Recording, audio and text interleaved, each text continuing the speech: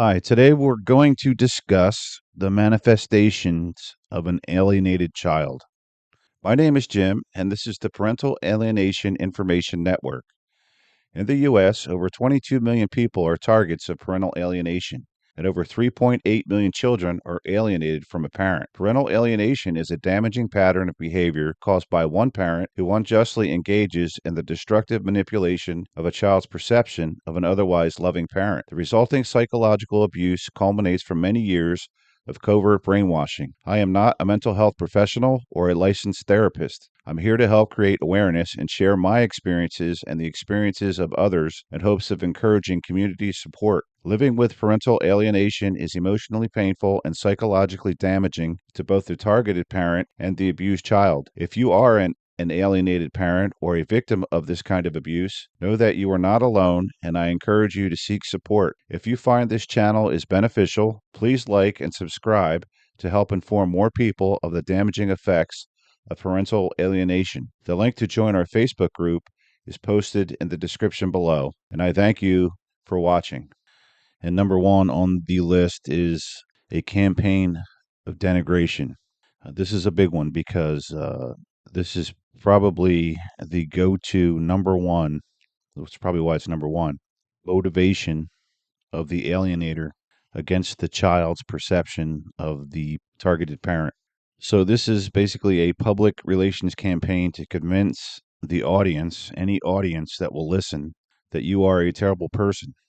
Is projected from both the alienator and the abused child to anyone that the alienated parent associates with. This could be coworkers, friends, extended family, close family, acquaintances, anyone that the alienator feels they can sway their opinion of you if it benefits them. It's deliberate, it's systematic of the alienator parent to undermine the relationship between the child and the targeted parent. This would include disparaging and belittling remarks, often leading to the estrangement and emotional distress of the abused child. The alienating parent consistently speaks negatively about the other parent in the presence of the child. Criticism of the parent's behavior, character, or decision making. In extreme cases, the alienating parent may fabricate or exaggerate allegations of abuse or neglect. This could be any form of abuse that the alienator feels will benefit. These false accusations not only damage the reputation of the targeted parent, but also instill fear and distrust in the child's mind. The continuous barrage of denigration is key in the manipulation of the child's perception of the alienated parent.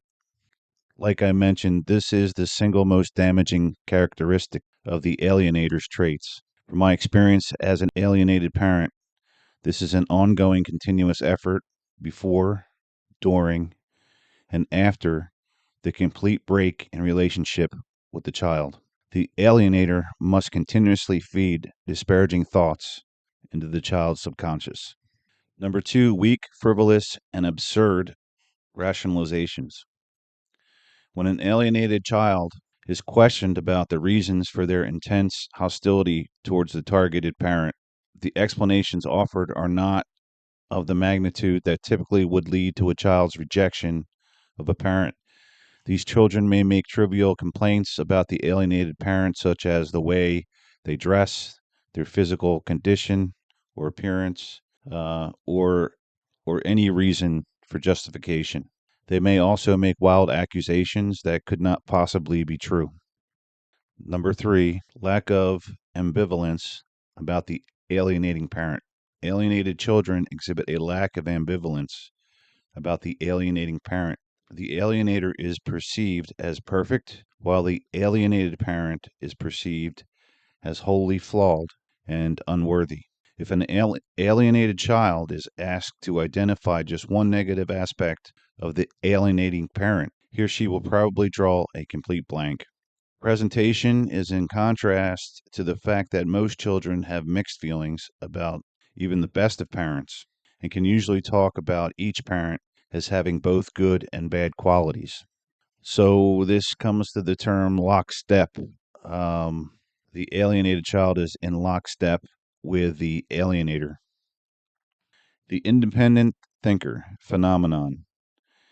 Even though the alienated child appears to be duly influenced by the alienating parent, they will automatically insist that the decision to reject the targeted parent is theirs alone.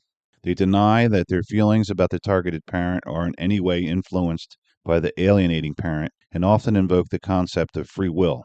I have an example of this, and this is another characteristic that I've experienced many times. I received text messages one evening from my abused child informing me that although she was thankful for all that I've done for her in the past, that she is moving on and no longer wanted or needed to be a part of my life. Now, isn't that something? But to get messages like that is definitely earth shaking. Yes, I'm reading from a list here because there's no way I could remember all this. Number 5, reflective support for the alienating parent in a parental conflict. No matter the alienating parent's position, the child will always take their side over the targeted parent. The child is unwilling to be impartial or hear out the alienated parent when there are parental disagreements or conflict, regardless, no matter how absurd or baseless the alienator's position may be. I have to add here, usually when any professional will tell you in the industry that people who alienate children have personality disorders. Most of the time, it's narcissistic. Some of the time, it's they're sociopathic. Will try to influence and alienate a child. My opinion in this is it's also a key characteristic, and I've experienced it regardless of the outlandish claims or baseless falsehoods, the alienating parent is always believed. And this is true. I mean, there have been off the wall, strange claims made that my alienated, abused child has said to me or made to other people, friends, like visiting friend's house or whatever, that just off the wall that, she wouldn't have come up with on her own. She heard these things and basically she was parroting what her mother was saying. And so she was always in agreement. And again, it comes back to lockstep. They're always like this. The alienator just has a grip on their minds, and very little can shake that. Number 6 is the absence of guilt about the treatment of the targeted parent. Alienated children typically appear rude, ungrateful, spiteful, and cold toward the targeted parent. Exactly true. Exactly right. They appear to be impervious to the feelings of guilt about the harsh treatment. It's a killer. It's a killer. Gratitude for gifts, favors, or child support provided by the targeted parent is non existent. Also, very true. Children with parental alienation syndrome will try to get whatever they can from the parent, from the alienated parent, declaring that it is owed to them. Also, very true. I've experienced all of those points as an alienated parent. Aside from the absence of a relationship with my abused child, the lack of remorse is the most painful and psychologically damaging to me or any alienated parent. The non existence of guilt for your child, from your child, for the incredibly mean and demeaning behavior and the lack of respect or appreciation is catastrophic. It's catastrophic. It's very difficult to overcome, and I struggle with this. You have to think of the child as a victim because that's what they are. They're a victim. They're under mind control. They really don't have free will. All we can do is hope and pray that someday they wake up. They come out from under the spell, not just for the sake of the alienated parent, but for their child.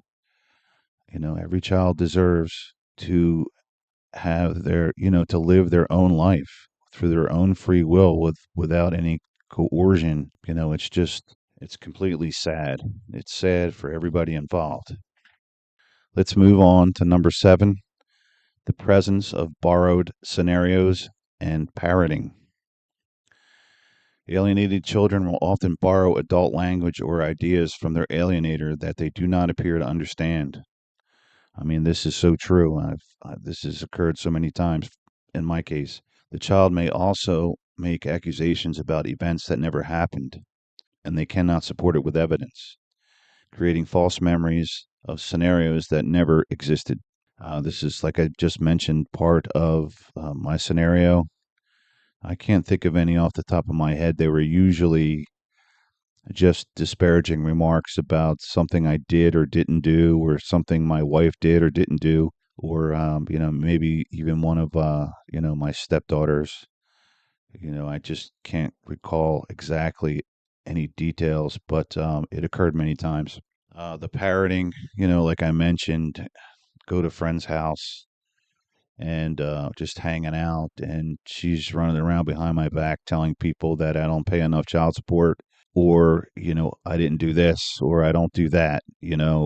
Obviously, children, even children that aren't being alienated or abused in this way, aren't happy with their parents, especially during the teenage years. So just imagine the effect of this manipulation puts that in the hyperdrive. No matter what you do, you are always the bad guy. So let's move on to number 8, rejection of the extended family. Also very true in my scenario, along with the rejection of me as the dad. My entire family's been rejected. It's amazing because in the lead up over the years, my abused child would sort of be told in many different ways that my alienator's family was better than ours, which was not the case. Honestly, they were all kind of mental, and I had a loving family. My mother was a very loving mother. She was a great grandmother. We were just a loving family, and of course, my entire family was denigrated and slandered, and these thoughts were put into my daughter's head that her family was better and my family and me were worthless. So, I mean, that's the kind of sickness. That's the kind of sickness that these people have.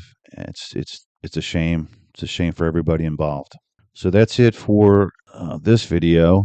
In my next video, I'll try to post videos once a week. It's a bit time consuming preparing the material and trying to figure out what to say exactly so that I'm getting my point across and making valid points, providing good information, and and then there's the recording of it and the editing. So it takes a bit of time. So for right now, one video a week is about all I can handle. I'm gonna try to bring you good content. Just getting started and getting my feet wet and trying to loosen up a little bit. I'm a little stiff. Maybe smile a little more. Try looking at the camera a little more. Maybe memorize a little more. I don't know. My memory's not so great anymore, so I've got to read from the paper. Thank you for watching, and I hope this information has helped a little bit. Know that you're not alone. If you're an alienated parent, or not even just a parent, maybe you're alienated, grandmother or a cousin or a sister or a sibling. Just know you're not alone. You're not alone. It's a heartbreaking thing to go through, and that's why I'm here. I'm here for therapy. Doing this is therapy for me to talk about it. I spent many years just trying to bury this, and it's like trauma. It's like PTSD. It just sneaks up on you, and then you're trying to live your life, and then all of a sudden, you have these attacks, this PTSD that comes up out of nowhere, and sometimes it's anger. It's like three phases of it. It might start out as anger. It could start out as sadness. It could start out in different ways, but it's always the same, no matter what order it's in. It's always the same three things. So the PTSD, it starts at any time. It's random. It's anger, remorse, and sadness. And, we all have to live our lives. We all have to live our lives. We have to move on. We have other responsibilities. We have our spouses. We have our parents. We have our other children. Maybe we have other children. Maybe some of you don't. Maybe it's your only child, and that's just horrible. The damage of that is just it's incredible. So you're not alone. Get help. Seek support. find websites. As a matter of fact, I also started a Facebook group, just to try and get information up there to support other people who are suffering through parental alienation. And it's called the Parental Alienation Network. And I have some information up there now. And I try and post every day, but sometimes it's difficult. Um, the membership is growing a little bit.